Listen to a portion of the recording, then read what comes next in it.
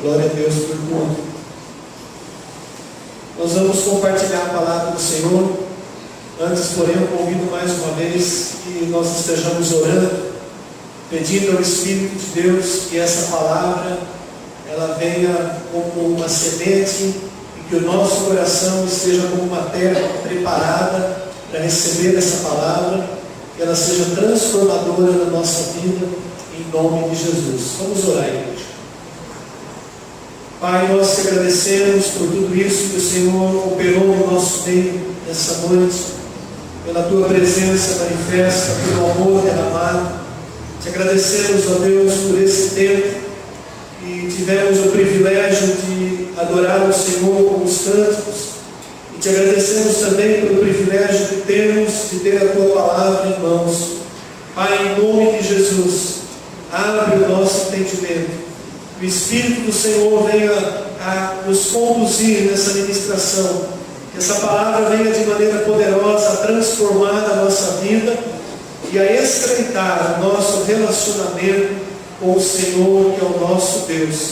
Em nome de Jesus Cristo que oramos. Amém. Glórias ao Senhor Jesus. O tema da mensagem, amados, é olhando para a eternidade. Aliás, é um convite que Jesus faz, é um convite que o apóstolo Paulo fez, né? Olhando para a eternidade. Então eu convido a amada igreja a abrir a palavra do Senhor no Evangelho de João, capítulo 6. Nós vamos estar lendo os versículos 26 e 27. Respondeu-lhes Jesus: em verdade vos digo, vós me procurais, não porque vistes sinais, mas porque comestes dos pães e vos fartastes. Trabalhai não pela comida que perece, mas pela que subsiste para a vida eterna, a qual o Filho do Homem vos dará, porque Deus o Pai o confirmou com o seu selo. Amém? Esses dois versículos que nós acabamos de ler, eles fazem parte de uma pregação de Jesus Cristo. Aliás, uma pregação que causou muito problema, né, no ministério de Jesus, se assim a gente pode dizer. Mas Jesus, amados, ele estava no auge do seu ministério, do ponto de vista humano. Multidões seguiam a Jesus por onde ele ia. O nome de Jesus se tornou conhecido de toda aquela região da Judéia, da Galileia, de Samaria. Jesus estava se tornando famoso, conhecido, estava em alta no seu ministério. E as pessoas seguiam a Jesus, né? Até faziam esforços para seguir a Jesus. O capítulo número 6 de João, ele começa dizendo, testificando aquela passagem da multiplicação dos pães, quando uma multidão havia se assentado próximo a Jesus para ouvir as palavras do Mestre, e chega um dado momento e era a hora de comer, e eles não tinham o que servir para aquela multidão, e aí então aparece um rapaz com 5 pães de cevada, 2 peixinhos, e Jesus manda trazer para ele. Jesus multiplica aqueles pães, aqueles peixes, e aquela multidão de mais ou menos 5.000 homens, fora mulheres e crianças, foi saciada, né? Teve a sua fome suprida. Então Jesus já vinha fazendo discípulos, muitas pessoas o seguiam, multidões o seguiam, e o começo do capítulo 6 diz que as pessoas seguiam a Jesus, no versículo 2, por causa dos sinais que ele fazia, por causa da cura de tantos enfermos. E aí então Jesus ele começa a tratar o coração dessa multidão que o seguia. E Jesus começa a engrossar um pouco a conversa com aquele povo. Jesus atravessa o mar no dia seguinte, e a multidão vai atrás de Jesus. Alguns pegaram os seus barquinhos, remaram, atravessando também, porque Jesus havia ido para o outro lado, em Cafarnaum. Outros deram a volta ao redor daquele lago, conhecido como Mar da Galileia, e também foram se encontrar com Jesus lá em Cafarnaum. E aí novamente eles buscam a presença de Jesus. O povo queria ver mais sinais, mais milagres. O povo queria mais pão sendo multiplicado. E nesse versículo que nós começamos, versículo 26, esses dois versículos que nós tomamos como texto base para a mensagem dessa noite, Jesus ele diz assim: olha, já não é nem mais por causa dos sinais e dos milagres que vocês estão me seguindo. Vocês estão querendo pão. Vocês estão querendo receber provisão material. É isso que Jesus começou dizendo: olha, vós me procurais não por causa de sinais, porque vistes sinais, mas porque comestes dos pães e vos fartastes. Essa era a realidade que Jesus via na grande maioria das pessoas que estavam o seguindo.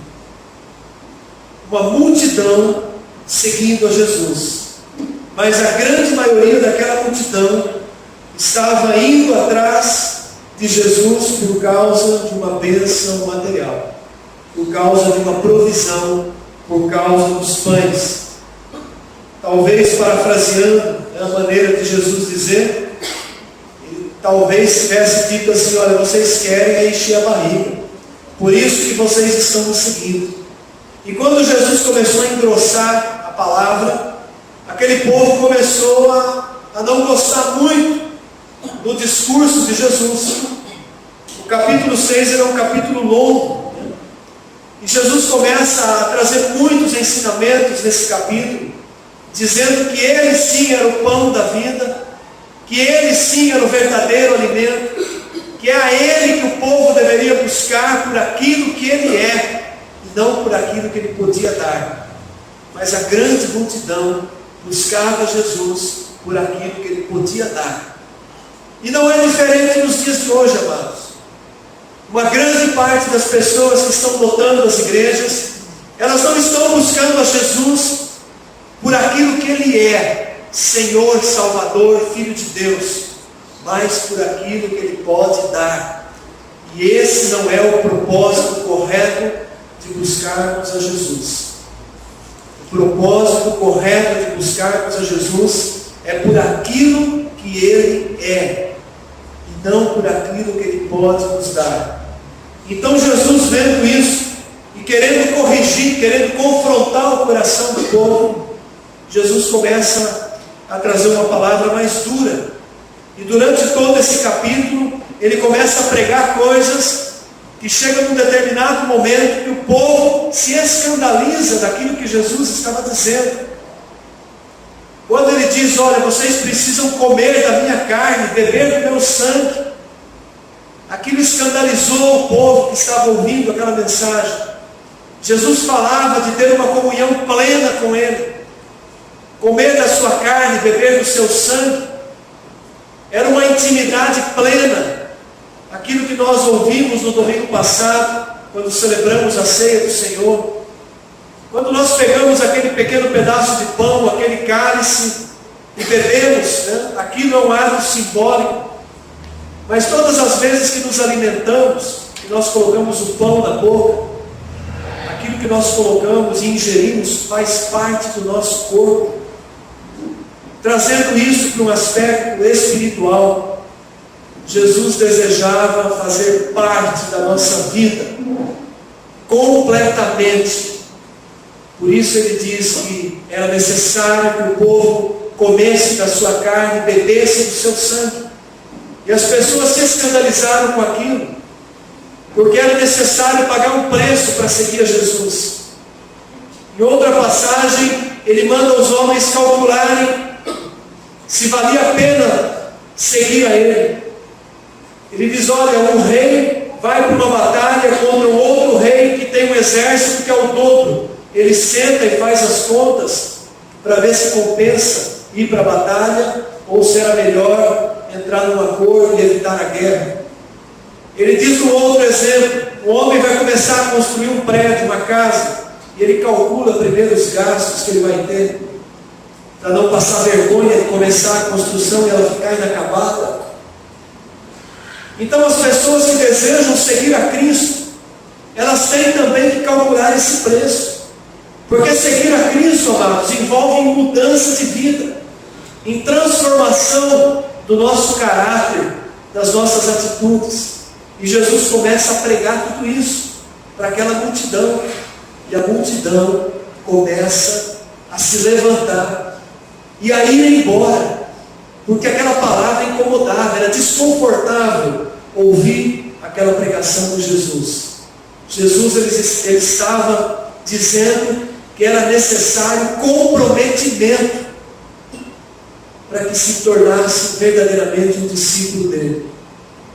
E as pessoas começam a achar aquilo muito pesado, e elas vão se afastando, vão se levantando, vão saindo. E se fosse nos dias de hoje, alguém talvez olhasse para Jesus e dissesse assim: olha, o ministério de Jesus está fracassando, porque ele está perdendo membros, as pessoas estão indo embora, está perdendo ibope. O ministério de Jesus, ó, aquele povão abandonou, não tem mais seguidores, né? Vai surgir um outro ministério melhor, mais famoso. Nos dias de hoje é assim que é avaliado o valor de um ministério. Se você tem uma igreja com 1.000 membros, 10.000, 100.000 membros, então o ministério é abençoado. Mas se é uma igreja pequenininha no bairro, numa periferia, ali Deus não está visitando. As pessoas olham com esse prisma, dessa maneira. Então talvez alguém dissesse, e eu não duvido que nos dias de hoje alguém pregue até isso: olha, Jesus teve um momento lá que o ministério dele quase faliu, porque o povo foi embora, né? Os seguidores sumiram, né? Se Jesus tivesse Twitter, ele estaria ruim no pedaço, perdendo um monte de seguidores, né? Mas, amados, não é assim que Deus avalia, não é dessa maneira que Deus valoriza. Jesus chega no momento e ele se vê só com os 12. Cadê a multidão? Cadê aquele povo que estava seguindo? Depois da conversa ter engrossado e as pessoas terem sentido o peso do compromisso que era necessário para seguir a Jesus, ele fica só com os 12. E nesse mesmo capítulo, ele vira para os 12 e ele pergunta assim: vocês também querem bater em retirada? E aí Pedro se levanta no meio dos 12, e é uma das palavras mais lindas que existe. Toda a palavra do Senhor é linda, mas essa expressão de Pedro, é o capítulo 6, versículo 68. No versículo 67, Jesus pergunta: porventura vós também quereis retirar-vos? E Pedro responde: mas Senhor, para quem nós iremos, se só Tu tens as palavras de vida eterna? Só Jesus tem as palavras de vida eterna. Então é isso, amados. Enquanto as multidões estavam correndo atrás de Jesus, simplesmente para receberem as bênçãos, Pedro foi mais longe. Pedro compreendeu que eles não tinham para onde ir. Pedro não estava naquele momento focado só nas bênçãos materiais, na provisão que Jesus poderia dar. Ele diz assim: só Tu tens palavras que podem nos levar para a eternidade. Esse é o ponto principal da mensagem dessa noite, amados. Jesus tem as palavras de vida eterna. As pessoas estavam pulando fora do barco. Muitos nos dias de hoje têm deixado a Jesus por motivos banais. O pastor Wagner pregou no domingo passado e ele ressaltou uma coisa que a gente vem observando há algum tempo. de pessoas que querem seguir a Jesus sem estar na igreja. E a igreja, ela é um instrumento que o Senhor deixou na terra para que os seus filhos caminhem juntos. Então é difícil entender alguém que deseja seguir a Jesus sem estar na igreja, porque a igreja é o corpo de Cristo. Muitos têm deixado Jesus por motivos banais. Minha namorada me largou, meu namorado me largou, também vou largar Jesus, é culpa dele. O dinheiro acabou, estou desempregado, entrei numa crise financeira, é culpa de Jesus, também não vou mais atrás. Naquela igreja ninguém me elogia, ninguém me aplaude, ninguém me paparica, também não fico ali. Entende, amados? Isso expressa, sabe o que? Uma meninice. É muito mimimi, gente deixando, abandonando, pulando o barco por causa de picuinhas, de coisas pequenas. Porque o pastor não ligou para mim essa semana, não telefonou, esqueceu de mim. Estou indo embora, vou para outro lugar. Isso é imaturidade, é infantilidade. Porque o Senhor Jesus, Ele está preocupado em que nós aprendamos a viver pelas coisas eternas, e não pelas coisas passageiras, pelos mimimis dessa vida. Tem muito mais além de tudo isso. Então, quando Jesus aperta a palavra, toca na ferida, as pessoas não suportam aquilo. O jovem rico chegou para Jesus perguntando o que era preciso para entrar no reino dos céus. E Jesus diz: olha, você precisa obedecer os mandamentos. E ele fala: mas isso eu já faço desde a minha infância. Honro meu pai, minha mãe, adoro a Deus, observo os mandamentos, vou no templo. Aí Jesus toca na ferida dele. A ferida dele é o apego às riquezas. Ser rico não é pecado, mas o apego às riquezas é pecado. E aí, quando Jesus diz: olha, vende tudo e me segue, aquele homem pelo menos fez uma coisa: ele pesou na balança o preço que tinha para seguir a Jesus e virou as costas e continuou vivendo da maneira que ele preferiu. Entende, amados, a profundidade que é abraçar o cristianismo? Jesus não tem tempo, para os nossos mimimis, dos nossos dodóis. A palavra de Deus, ela é pregada continuamente para que a igreja cresça, se torne madura. A igreja que vai subir não é uma menina, é uma noiva. Por isso que nós não podemos ficar dando leitinho, pirulitinho, docinho para a igreja. Por isso que um pastor que tenha temor a Deus, ele prega a palavra, ele ensina o caminho. A nossa obrigação aqui, ela tem um peso espiritual. Ai de mim se eu não pregar a palavra de Deus, disse o apóstolo Paulo, e eu tomo essas palavras também. Porque essa foi a missão que o Senhor nos concedeu de uma maneira específica. Então, como que eu posso trazer uma outra palavra para agradar simplesmente o coração de uma comunidade, se os tempos estão se aproximando do fim e é urgente que a igreja amadureça e esteja preparada para a volta de Jesus? Tem muitos cristãos que estão vivendo como crianças e não querem crescer, querem continuar vivendo como crianças. Você não vê Jesus jogando um laço no pescoço de ninguém e arrastando, obrigando a seguir a ele. Nem o jovem rico que Jesus amou. O texto de Marcos diz que Jesus o amou, mas Jesus não pôde obrigá-lo a segui-lo. Então é o momento de uma igreja madura. Chegou o tempo de uma igreja madura, amados. Ainda que o povo não goste, não queira ouvir as verdades, mas nós precisamos ouvir a palavra de Deus. A responsabilidade de nós pastores não é ajudar o seu ego, mas é dar a palavra que te leve à vida eterna. Essa é a grande verdade. A primeira, a mais importante missão do pregador não é visitar, não é agradar, não é bajular o ego.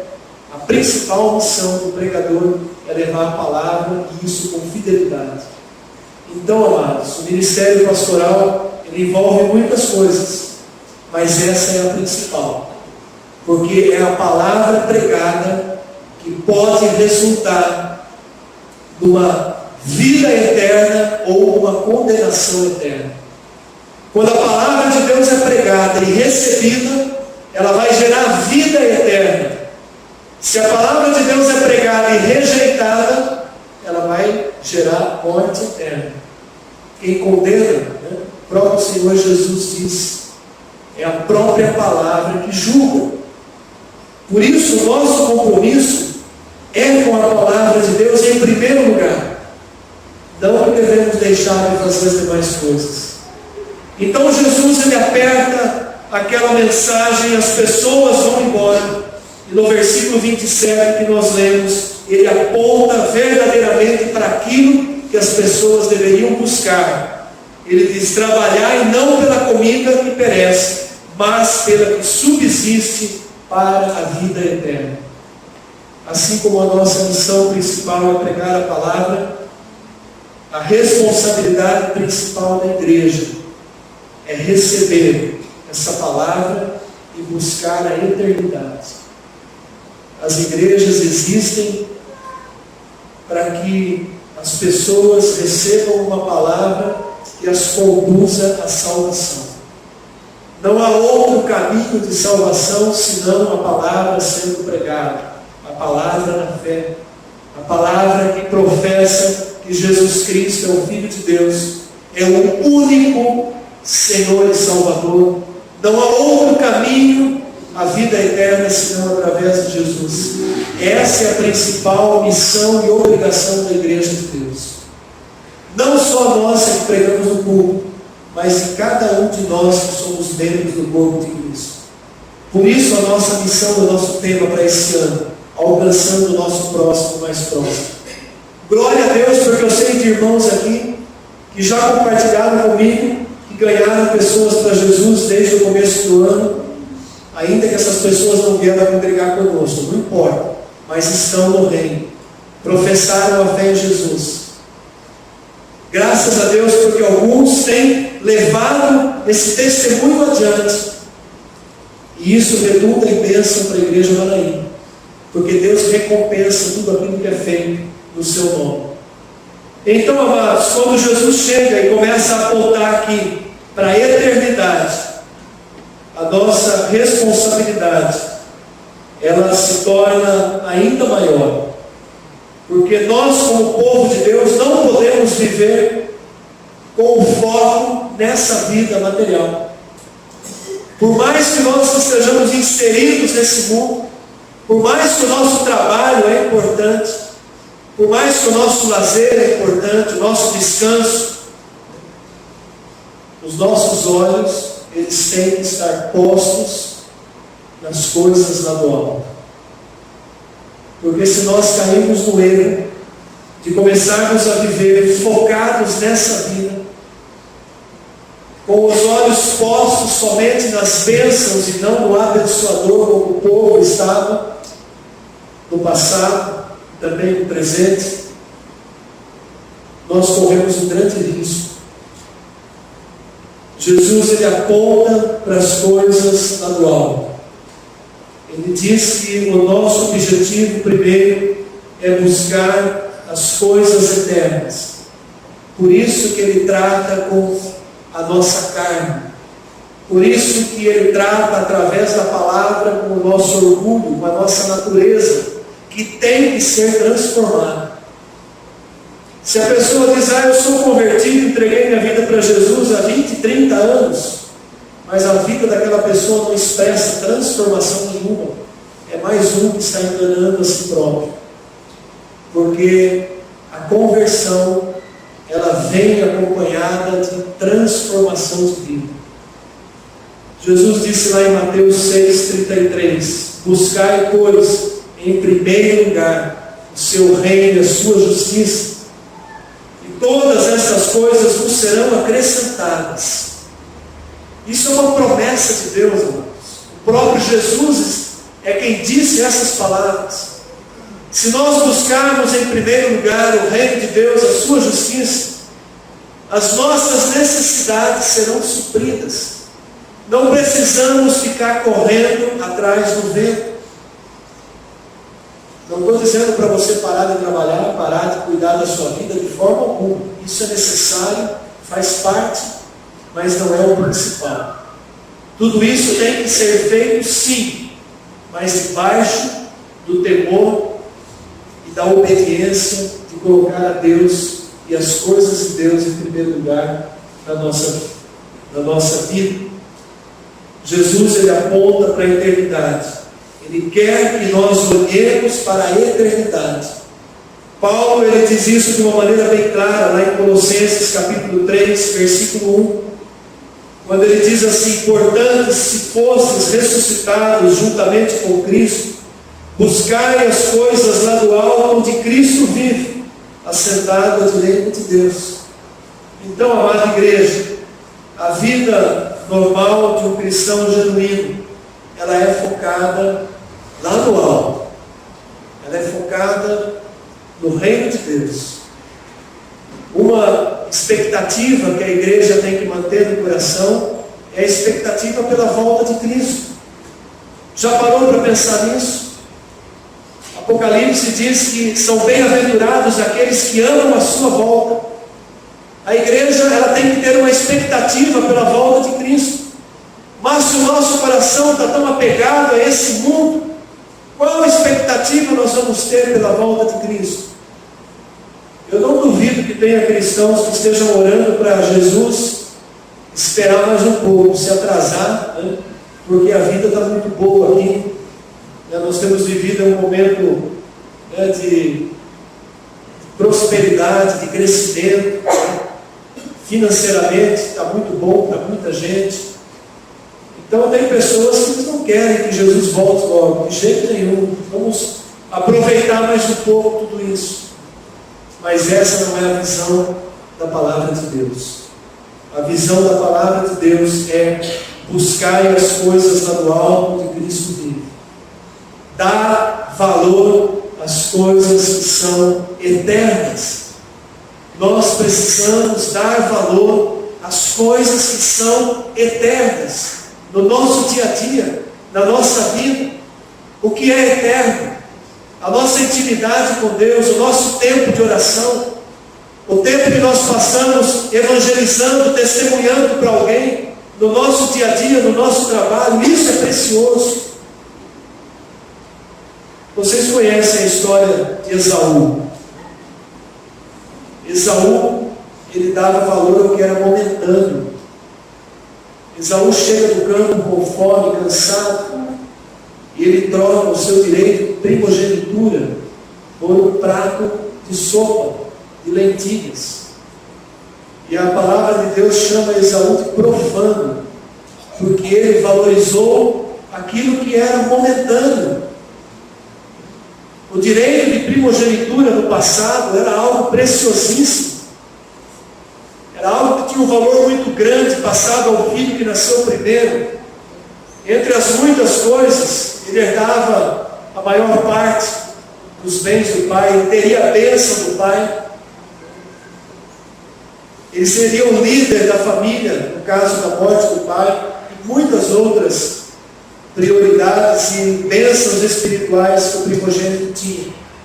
E Esaú, ele chega com fome, cansado, seu irmão lá, Jacó, está fazendo o ensopado, ele olhou só um momento.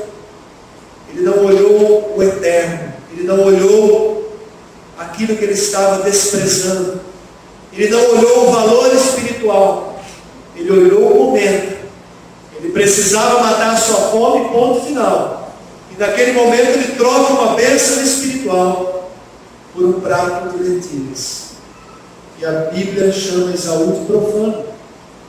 Quantas pessoas estão vivendo no meio das igrejas, que estão enchendo os templos, mas a intenção do coração delas é simplesmente porque querem um prato de sopa para matar a sua fome.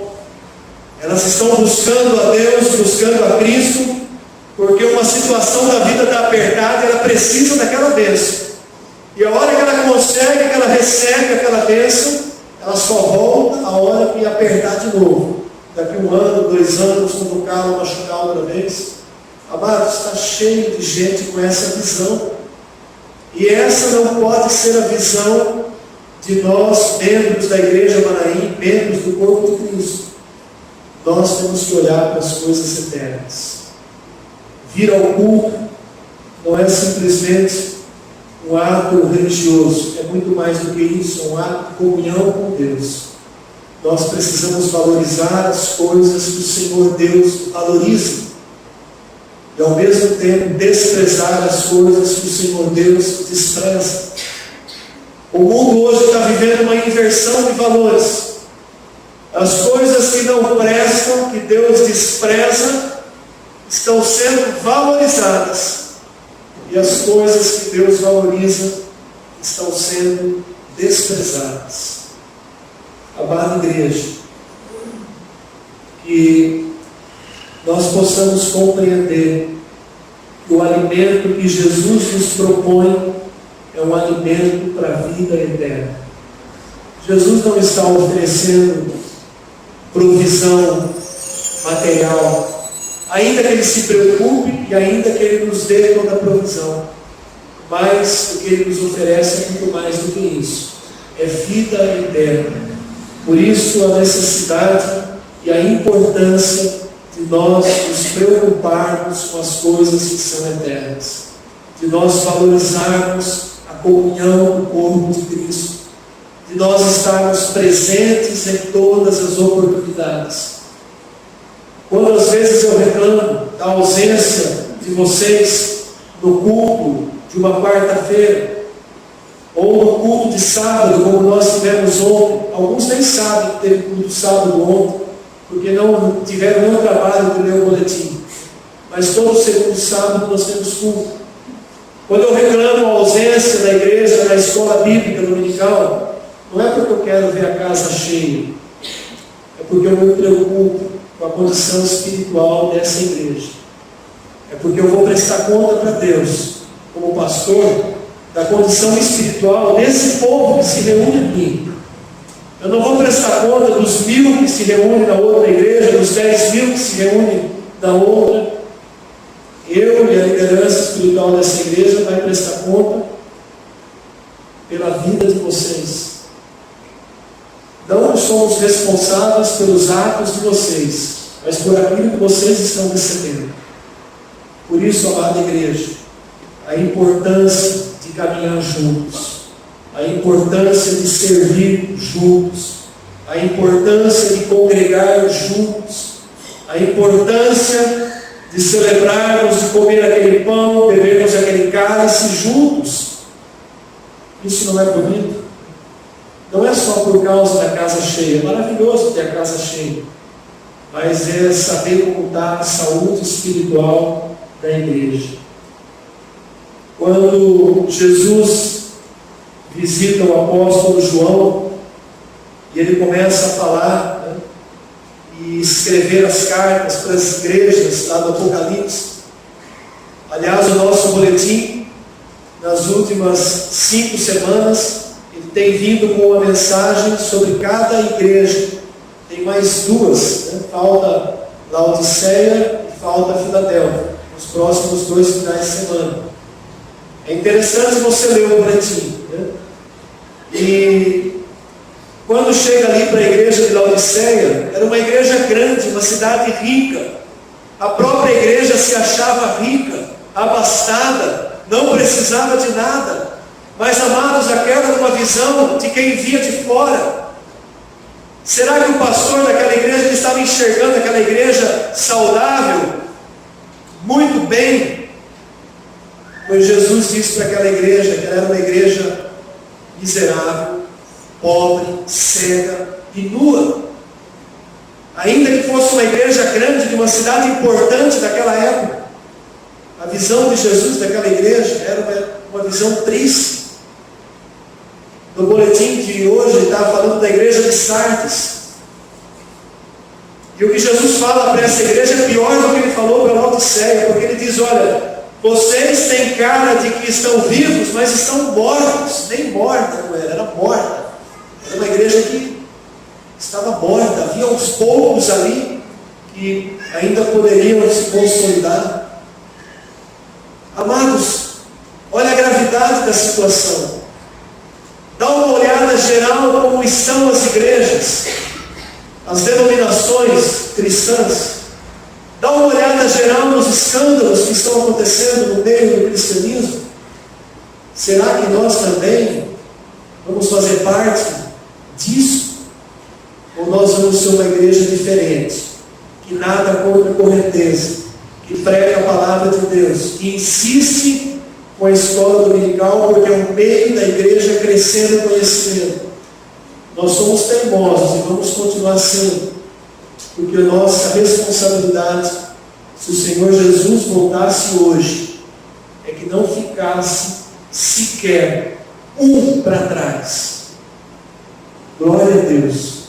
Se fosse agora o momento, se a trombeta soasse agora, não ficasse um nesse tempo, que todos fôssemos arrebatados. Amém? Eu gostaria que cada pastor, cada canto dessa nação tivesse esse mesmo compromisso, que cada igreja tivesse esse mesmo compromisso. Eu tenho certeza que as coisas seriam bem diferentes.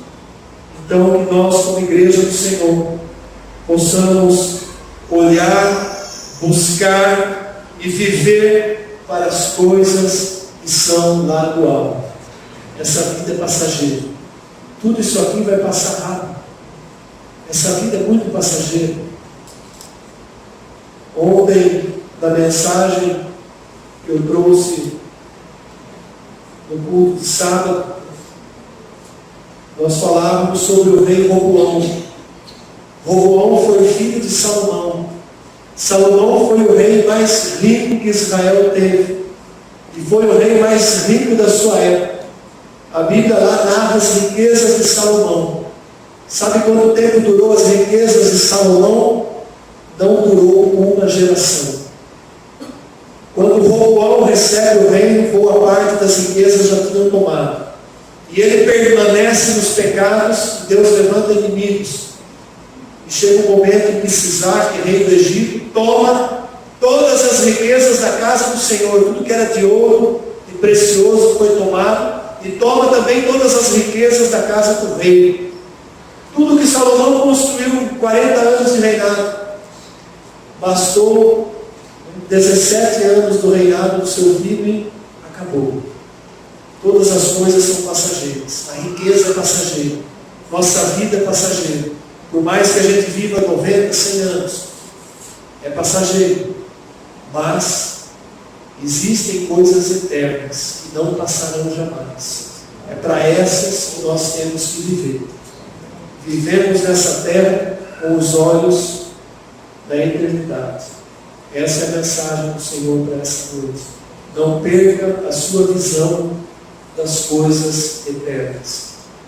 Lembramos de Abraão, que peregrinou por essa terra, que recebeu as promessas, que não viu cumpridas as promessas, mas cria pela fé e olhava para a eternidade.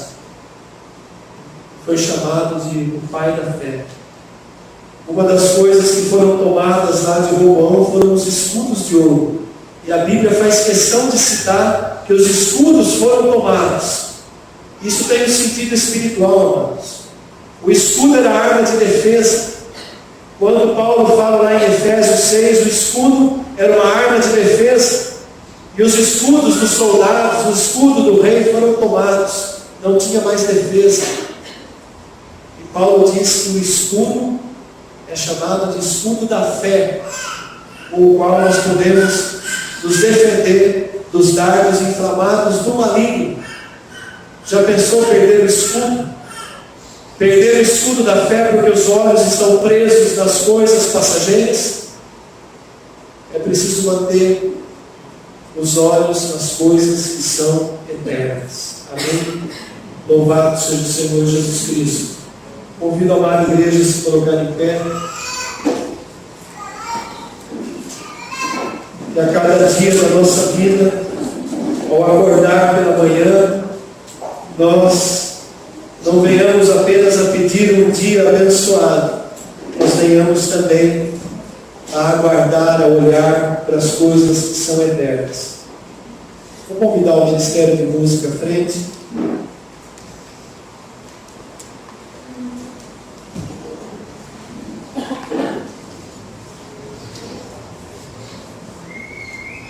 Para que a gente possa enxergar as coisas eternas, é necessário que as escamas dos nossos olhos caiam. É necessário acontecer conosco o que aconteceu com muitos cegos que Jesus curou. Bartimeu, filho de Davi, tem compaixão de mim. Ou como aquele que Jesus passou, o barro, saliva com terra nos olhos dele e mandou ele se lavar. Muitas vezes nossos olhos só conseguem enxergar os valores das coisas materiais. Nós precisamos enxergar os valores das coisas eternas. Então nós vamos encerrar esse culto com um momento de oração. Quero que você curva sua cabeça, feche os seus olhos. Nós vamos orar. Senhor nosso Deus e Pai, perdoa os nossos pecados de todas as vezes em que valorizamos as coisas momentâneas e desprezamos as coisas espirituais. Perdoa, Senhor, todas as vezes em que o nosso propósito de vida se limitou às coisas desta terra e não às coisas eternas. Perdoa, Senhor, as intenções do nosso coração, que Tu as conheces muito bem. Perdoa porque o Senhor sabe o quanto o nosso coração está inclinado a satisfazer a nossa carne, as nossas vontades. Senhor, nos perdoa e também cura o nosso coração. Faze, Senhor, que o nosso coração sinta anseio pelas coisas eternas. Abre os nossos olhos espirituais para que nós possamos enxergá-las e valorizá-las como o Senhor valoriza. Senhor, cura a nossa alma, cura a nossa mente. Muitas vezes, porque somos racionais demais, acabamos duvidando da existência das coisas espirituais. Perdoa a nossa incredulidade. Muda, Senhor, a nossa sorte. Abre o nosso entendimento para as coisas que são eternas. A Tua palavra fala de uma quarta dimensão, que é a profundidade.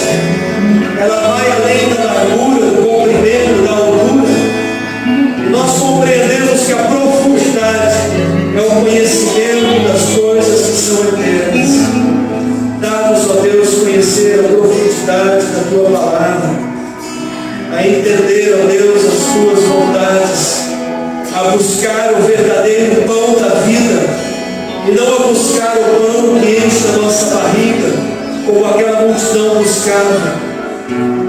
Dá-nos, ó Deus, a sabedoria para buscarmos a Jesus Cristo, o pão da vida, a não olharmos nem para a nossa direita, nem para a nossa esquerda, mas a olharmos firmemente para o autor e consumador da nossa fé, Jesus Cristo, o nosso Salvador.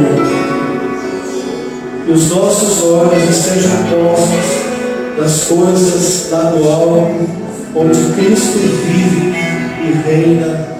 Amém. E glória a Deus. Vamos adorar o Senhor.